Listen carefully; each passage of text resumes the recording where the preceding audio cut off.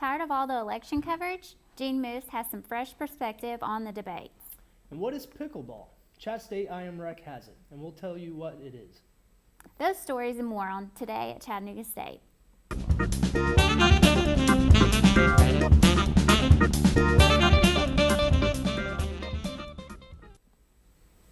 Hi, I'm Bill Wesky. And I'm Carrie Swafford. So Bill, are you getting tired of the election? No, not so much. Just cutting into my baseball time, but as soon as baseball is over, I can't wait to hear what they have to say.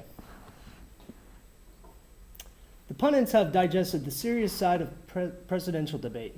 Now it's time to hand out awards for the weirdest moments. Gene Moose covers all the oddball activities. Day after the attack, it was This debate didn't just raise eyebrows. Our award for most excited viewer goes to the guy who tweeted out a naked photo of himself hoisting the debate like the Hulk. The two candidates were like gunslingers. I had a question, and the question was, how much did you cut them by? You want me to answer How much did you cut them by? The Speak to the President Like You're His Daddy award goes to...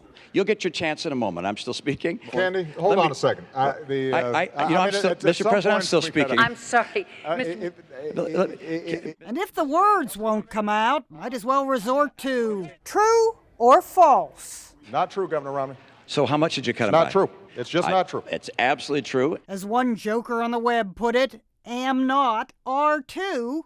Our award for flagrant rule breaker goes to Michelle Obama. Not because she hugged her husband, but because during the debate she defied the rules and clapped after a testy exchange about Libya. The administration indicated that this was a reaction. The tail end of her applause was caught on camera. Blink and you'll miss it. Fresh from the surprise celebrity endorsement he got from reality star Honey Boo Boo. Barack Obama. Barack Obama got kudos for his debate performance in what we're calling the most anatomical tweet. Geraldo praised the president for his testicular fortitude. But when it comes to making a point, nothing beats all the finger pointing. Election Day is 3 weeks away, but voters in Tennessee are already deciding on who they want to be president. Early voting began Wednesday. Voters lined up to cast their ballots at this polling place in Nashville. Besides the race between President Barack Obama and Mitt Romney, voters are also choosing state congressmen and lawmakers. Early voting continues through November 1st. In campus news, the Meet the Open Arms Artist is a special event to be held in the library tonight, October 18th from 5:30 to 8:30 p.m. The artists have developmental disabilities or physical limitations. They use a technique called flying brushes, which was developed from artistic realization technologies by Tim Levins, a professional artist. Artists often use lasers as pointers. Talk to the artists and discover how they paint and what art means to them. Refreshments will be served. The public is invited. Their works are on display in the library. Next Wednesday from noon to 1 p.m., the Empowering the College Women Luncheon will have Latrice Curry, the co-anchor of the WRCB Channel 3 Eyewitness News, as the MC with the faculty member panel. The panel of faculty will address issues such as being a first-generation or non-traditional student, or being an international student. For more information, contact Tammy McDonough, 423-697-2683. Have you ever tried pickleball? You may not have heard of it, but a sport called pickleball is growing in popularity across the U.S. It's an ideal game for people who can't play more strenuous sports, but fans say pickleball is really great for anyone. Nick Perignape has the details. It's a sport with a funny name. I love pickleball. The game combines 3 different sports. It is the perfect combination between tennis, badminton, and ping pong. You play on a shortened tennis court with a wooden or graphite square paddle and a pickleball, which is a bit heavier than a wiffle ball. Nicole Hobson of Nashville played college tennis, but spent much of her time on the sidelines with injuries to her shoulder, ankle, and knee.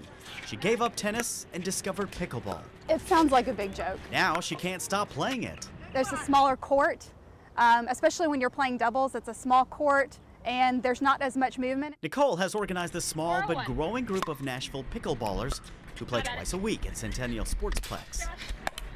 301, Ken. Stephanie Lane also played college tennis. She says the low impact of pickleball is so much easier on her body. My joints don't hurt. It's not as much running, and it's just amazing to me how much my body loves pickleball more than tennis. Stephanie travels around the country now to play in pickleball tournaments. I can't stop. It's too much fun. Despite a torn knee ligament, Ken Alprin of Franklin says he's addicted to the game. It's just so much fun. The people are so great to play with, and it's a great workout. You don't have to have an injury to play pickleball, and you don't have to be a certain age. In fact, players in this group range anywhere from 12 years old to 85. I'm 55 going on 85. Joe Torado is a pickleball medal winner from the Senior Olympics. He says playing pickleball keeps all the parts moving and keeps him young. You don't play pickleball because you're too old. You get too old because you don't play pickleball.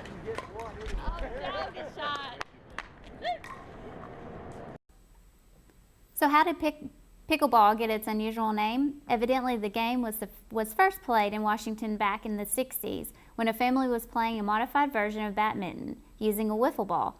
The family's dog would chase after the ball and hide it in the bushes. And the dog's name was, you guessed it, Pickles. Now let's take a quick look at this weekend's weather. Here's Samantha. It's going to be sunny and cool for the weekend with slightly warmer temps into next week, highs in the mid-70s. Perfect weather for their zombie walk on the Walnut Street Bridge. Well, that's it for today at Chatt State. Be sure to check us out each week online and on Comcast Cable 3. Have a great day.